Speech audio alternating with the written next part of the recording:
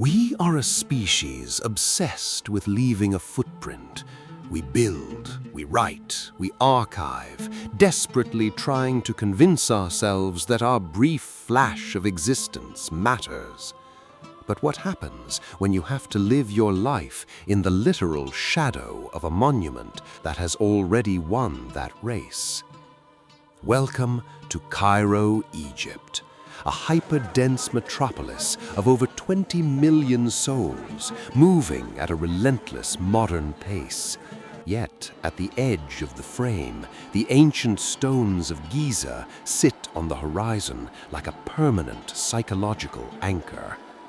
Today we look at the unique existential friction of Cairo, a city where the daily, temporary commute happens in the unblinking glare of eternity, and what it does to the modern human mind when it is forced to confront its own absolute insignificance every single day. The modern world tells us that speed is everything. We are told to optimize our days, secure our futures, and hustle to make a name for ourselves before our time runs out. Inside the urban core of Cairo, that pressure is magnified 1,000 times over. The city is a masterpiece of survival, a place where millions must fight through the noise, the traffic, and the heat just to claim their piece of the present tense. It is a frantic, beautiful, and exhausting dance of human willpower. But the tragedy of Cairo is that no matter how hard you hustle, the background of your life remains completely unchanged. The skyscrapers of London or New York represent modern wealth that will eventually change or fade.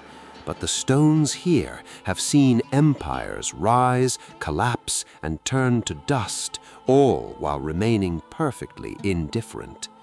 It is an exhausting realization. The city demands your absolute energy today, while quietly reminding you that tomorrow you will be nothing but a footnote. To understand the weight of forever, you have to look at the scale of what we build versus what we inherit. Every modern skyscraper is an architecture of ego. It is designed to look impressive right now. But the monuments of Cairo were built with a completely different mathematical intent. They were built to outlast the concept of time itself. When you stand at the base of these ancient structures, the sheer geometric perfection cuts through the noise of your modern anxieties. They don't look up at you, they force you to look up at them. The immense scale creates an intentional, crushing distance. It reminds you that the internal dramas we carry, our career anxieties, our digital reputations, our social masks, are incredibly fragile. The architecture of eternity doesn't comfort you, it strips you of your self-importance. Every hyperactive city demands a space where time is allowed to stop. Beneath the roaring avenues and crowded overpasses of Cairo lies a parallel, silent network of ancient crypts, historic mosques, and quiet, stone-carved sanctuaries. When you step into these spaces, the air instantly cools, and the smell of exhaust is replaced by the scent of old stone and frankincense. This is the psychological safety valve of the city. The human mind cannot survive under the constant pressure of a relentless present. We need places that feel like they have already settled their score with history. Walking into these quiet, ancient stone pockets is like stepping outside of time itself. It is a reminder that the chaos above is temporary, but the quiet underneath is permanent. How does a culture survive the weight of its own history? By trying to outrun it.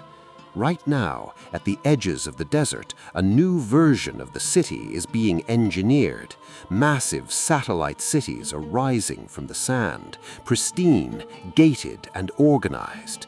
It is an intentional attempt to flee the chaotic, heavy, and historic soul of the old capital. We are building a future that looks like a clean slate, free from the dust and the ghosts of the past. But this is the ultimate mirage. We build these sterile, organized spaces because we are terrified of the messiness of real human history. We try to edit out the grit because the grit reminds us of our mortality. Yet, by building a world with no wrinkles, no scars, and no history, we accidentally create spaces that feel completely hollow. We run from eternity only to end up trapped in a corporate waiting room. There is a profound liberation in realizing you are temporary. When you stop demanding that your life leave a permanent monument, when you accept that you are just a brief visitor passing through a city that has seen 1,000 generations come and go, the anxiety of the hustle finally breaks. Cairo is not a museum to be studied. It is a living, breathing testament to the resilience of the human spirit. It is a city that teaches us how to live fully in the dirt, the noise, and the chaos without needing to conquer time. Stop trying to build a fortress that outlasts forever. Let the illusion of control turn to sand. Look at the stones on the horizon, accept your smallness, and then step back into the crowd. Your time here is short, it is heavy, and it is entirely beautiful.